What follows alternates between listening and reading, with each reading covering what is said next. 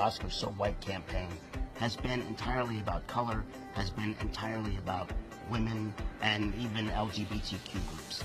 So when we look at this idea of diversity, they have not paid attention to people with disabilities. So we make up 20% of the population, but we're not part of the diversity discussion.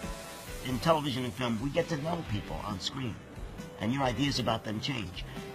You start to see people in society being reflected. So it's going to change the stigma, because we're going to tell these stories in a different way, where we don't necessarily have to pay attention to the disability. We want to pay attention to the person first. I think there's fear around disability. I think there's stigma around disability. People with disability are always the second story.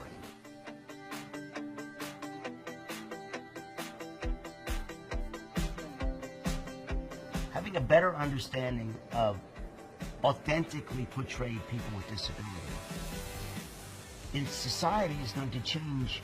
It's going to change policy. It's going to change legislation. It's going to change perception. You need to enlighten by presenting authentic roles, authentic people, authentic characters in these roles. But I think the shift has to happen, because I think when it does, we're going to have an understanding, a greater understanding of people with disability in our community.